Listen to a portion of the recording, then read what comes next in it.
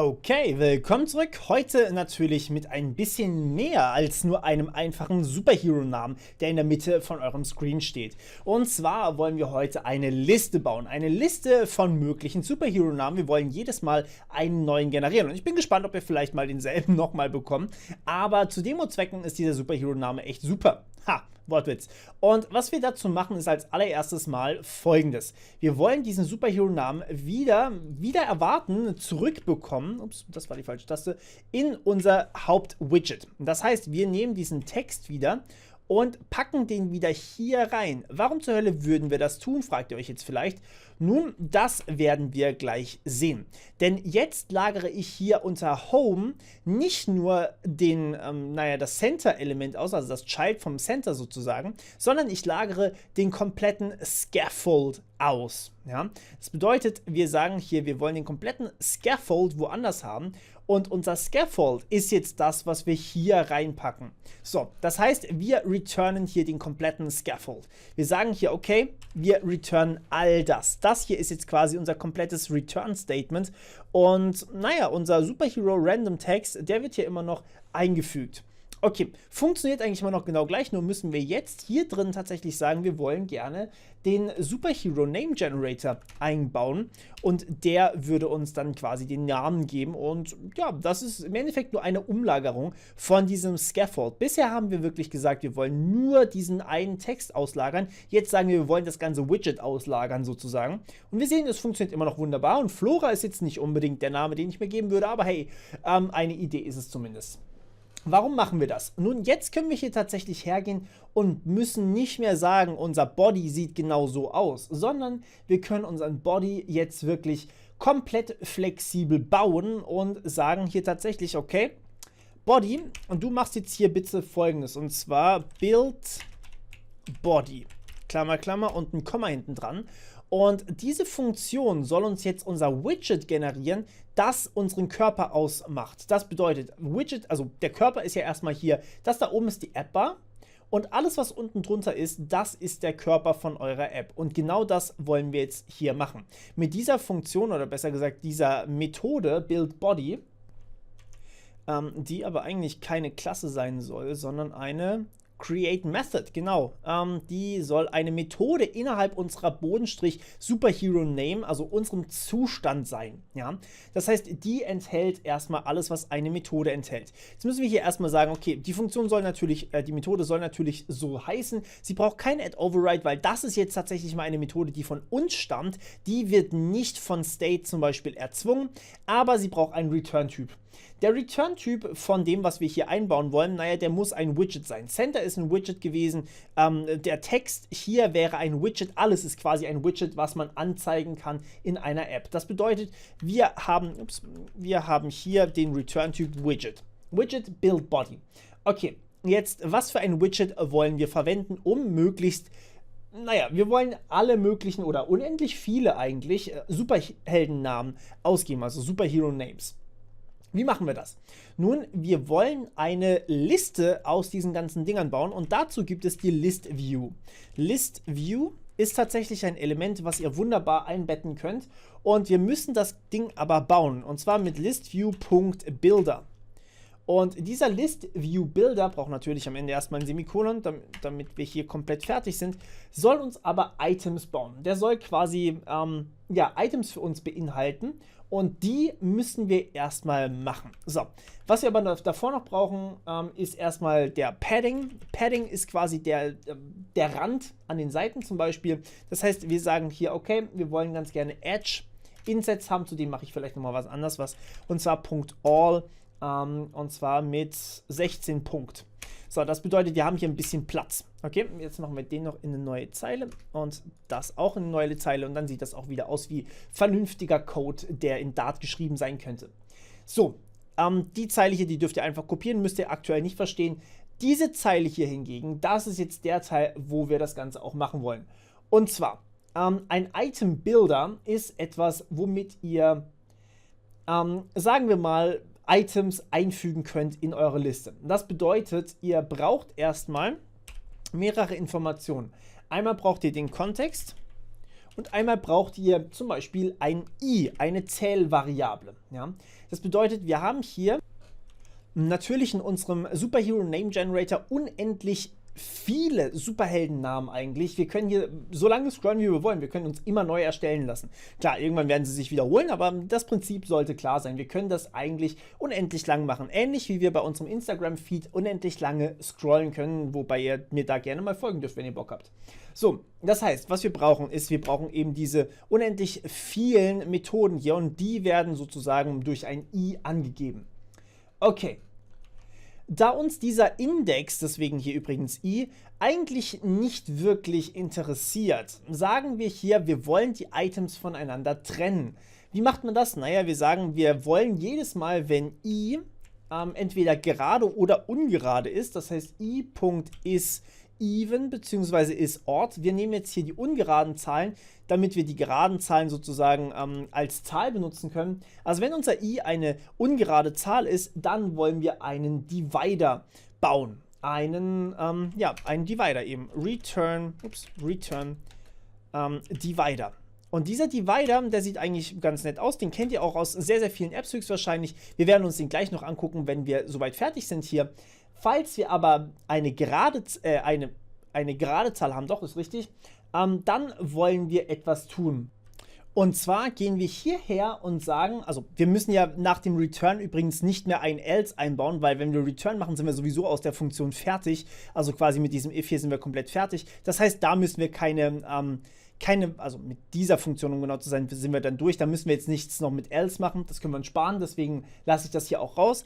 Und wenn jetzt allerdings unser Index allerdings nur die Zahl an sich, wenn das jetzt eine gewisse Größe erreicht, dann müssen wir nachladen. Und zwar immer wieder neue Fälle, also immer wieder neue Vorschläge zum Beispiel. Okay, jetzt müssen wir aber erstmal uns überlegen, wann müssen wir denn das nachladen? Und hier sagen wir, okay, wir müssen uns ja irgendwo reinspeichern, welche Vorschläge wir hier permanent bauen. Und das machen wir auch hier oben in unserer eigentlichen App. Und das heißt, hier wollen wir uns reinspeichern, welche Superheldennamen man eigentlich hat. Und das heißt, wir sagen hier Final-Superhero Names. Und das lassen wir einfach mal ein String sein. Ein String. Und ja, wir wollen eine Liste aus Strings haben, beziehungsweise ein Array aus Strings. Eigentlich ist es eine Liste, wenn man es genau nimmt. Und diese Liste, die kann natürlich nach und nach laden. Ja? Das heißt, wir können hier neue Superheldennamen einfach einfügen, wenn wir das brauchen. Okay, wenn wir jetzt allerdings noch uns zum Beispiel markieren wollen, welche zum Beispiel cool sind, dann wollen wir hier ein ein Final Hearted, also quasi geherzt, ja, wollen wir uns da auch reinspeichern. Und hier schreiben wir uns einfach auch genau den Namen von unserem Superhelden rein. Und zwar auch wieder als halt diesmal nicht als Liste, sondern dieses Mal als eine Art Dictionary. Okay? So, und genau das machen wir jetzt. Wir laden in unsere Superheldenliste einzelne Superheldennamen rein. Und wenn man drauf drückt, dann wollen wir hier diese Liste mit Hearted füllen, ja, dass wir quasi wissen, ob sie geherzt wurden. Okay, alles klar. Das heißt, wann müssen wir denn neue Elemente laden? Nun, wenn wir mehr Elemente brauchen, das heißt, wenn unser Index, den wir hier gerade anzeigen wollen, größer ist als die Anzahl an Elementen, die wir hier schon in unseren Superheldennamen drin haben. Okay, wie machen wir das? Naja, wir sagen ganz einfach, wenn unser i, Achtung, wir müssen unser i, weil wir hier ja den Divider eingefügt haben, wir müssen unser i teilen durch 2, aber wir müssen auch aufpassen, dass wir eine gerade Zahl bei rausbekommen und in Dart ist das ein bisschen seltsam, in Python würde man einfach durch machen, das ist leider das Kommentar in Dart, deswegen sagt man hier Tilde geteilt durch, das ist die ganze Zahl, die dann rauskommt, also zum Beispiel, wenn ich 3 geteilt durch 2 mache, bekomme ich nicht 1,5 raus, sondern ich bekomme eben 1 raus, wenn ich 2 durch 2 mache, bekomme ich 1 raus und so weiter und so fort. Was auch sinnvoll ist, weil wir hier den Divider haben, also zum Beispiel anstelle 1, anstelle 3, anstelle 5 und so weiter und so fort. Das heißt, wir wollen hier tatsächlich auch nur die Elemente reinbringen. Und wenn wir jetzt damit mehr Elemente haben, beziehungsweise wenn wir auch gleich viele Elemente haben, als wir hier gespeichert haben in unseren Superhero Names drinnen. Das heißt, wenn das länger ist als deren Length. Dann wollen wir neue Wörter oder neue Superheldenvorschläge laden, und zwar mit _superheronames.add all. Und ja, jetzt brauchen wir hier irgendeine Funktion, die uns einige Wörter generiert. Und zwar machen wir das, indem wir hier sagen, _generate superhero names. So.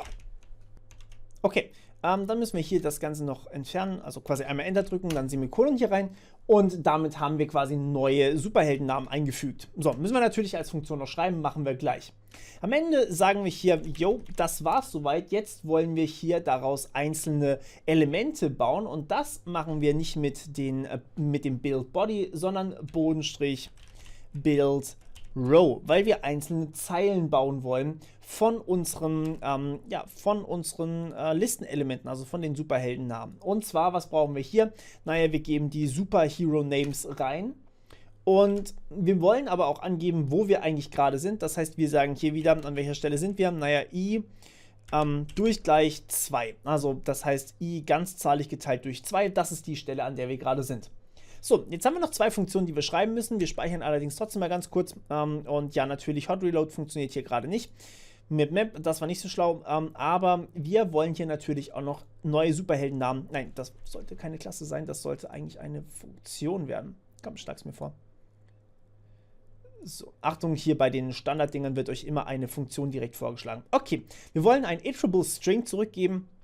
Und zwar aus den Superheldennamen. So, wie bekommen wir jetzt einen iterierbaren String, also ein iterable vom Typ String. Ups. Naja, wir machen es uns jetzt hier mal ein bisschen einfacher, und wir sagen hier einfach, wir wollen eine Liste, also Listen sind auch Iterables, eine Liste aus String bauen. Ups, String bauen. Und die nennen wir my names. So, ist gleich new list. Das ist quasi eine Methode, wie ihr Listen bauen könnt, wenn ihr das wollt. Aber ihr könnt natürlich auch einfach sagen, ey, die Liste ist gleich das da. Das können wir eigentlich auch machen. Das ist vielleicht gar nicht so schlecht. So, und wir wollen hier 10 Stück, also 10 Elemente drin haben. Das heißt, was wir hier sagen ist, wir brauchen irgendwie diese Superheldennamen. Jetzt muss ich nochmal nachgucken, wie man die eigentlich baut. Mit Superhero.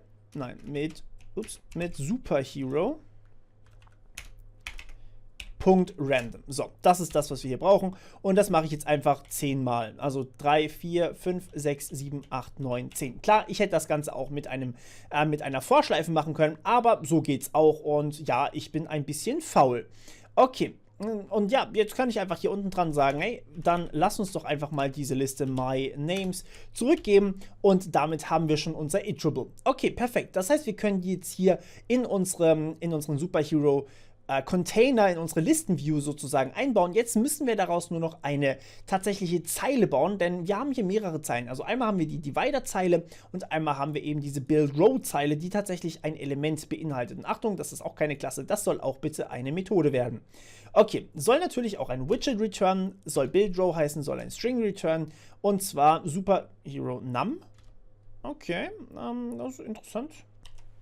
Aber gut, ja, wir nennen hier das Ganze Superhero Name, und das ist natürlich auch vom Typ String. So, wie geben wir jetzt hier ein Widget zurück? Und auch hier hat eigentlich Dart bzw. Flutter an alles für euch gedacht. Wir brauchen hier nur das Return-Statement, fast. Wir werden gleich noch was oben dran schreiben. Und zwar für Listen gibt es das sogenannte List-Tile. Das ist ein Element einer Liste, wo man hier perfekt drauf zugreifen kann. Wir machen vorher hinten dran das Semikolon und können hier quasi alles machen, was wir brauchen. So, wie heißt unsere Liste? Beziehungsweise nicht, wie heißt es, sondern ja, wie sieht das Ganze aus? Nun, wir haben erstmal den Title.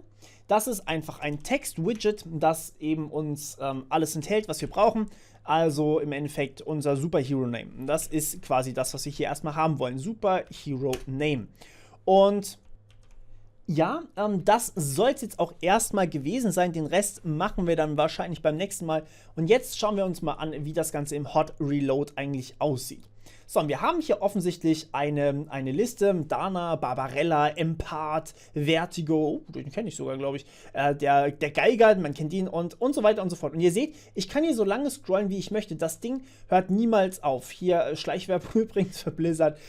Das Ding hört niemals auf, weil jedes Mal, wenn ich quasi unten angekommen bin, lande ich wieder irgendwie bei einer neuen Liste. Das heißt, hier wird immer neu irgendwas generiert. Und das ist das Tolle hierbei. Und das heißt, wir sehen hier auch wirklich absolut seamless. Ich kann hier wirklich scrollen und es lädt nicht, es laggt nicht. Und das, obwohl ich nicht mal irgendwie zwischenzeitlich Pause mache oder sowas. Also, es gibt natürlich das Problem, dass man hier, wenn man diese App im Emulator ausführt, dass es dann alles sehr viel länger dauert. Aber in dem Fall wunderbar, hat überhaupt keine Probleme. Und das ist das Coole dabei. Ihr könnt hier gerne mal durchgucken, vielleicht gefällt euch einer davon.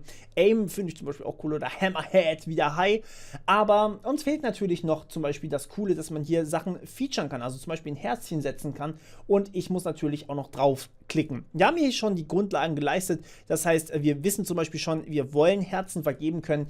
Aber das kommt alles im nächsten Video dann. Und oh, du bist immer noch dabei? Dann hast du offensichtlich wirklich Bock auf App-Entwicklung und wie wär's dann, wenn du einen Job in der Richtung finden würdest? Dann habe ich hier eine Webseite für dich, die super gut ist dafür. Und zwar Get in IT. Ich glaube, viele kennen Get in IT jetzt mittlerweile schon und trotzdem, ein paar haben sich vielleicht immer noch nicht angemeldet, weil sie sich vielleicht scheuen, tatsächlich einen neuen Job zu bekommen. Ich kann es euch aber wirklich empfehlen, denn mittlerweile haben wir über 80% Success Rate bei den Leuten, die ihr Profil wirklich ausgefüllt haben. Das heißt, ihr könnt euch einfach registrieren, kostet euch überhaupt nichts, einfach auf Profil gehen und dort eure Skills oder was auch immer ihr hier eintragen wollt, eintragen. Zum Beispiel Dart können wir mittlerweile, glaube ich, ganz gut. Flutter, dafür vielleicht noch nicht ganz so gut, wie auch immer ihr das vielleicht wollt. Und dann eure Sprachen eintragen, Perspektiven, Studium, Ausbildung, Praxiserfahrung etc. und so weiter und so fort. Und dann melden sich die Firmen bei euch und laden euch ganz gerne auch mal zu einem Jobinterview ein. Und ich habe wirklich schon viele Leute gehört, die hier einen Job gefunden haben. Deswegen freut es mich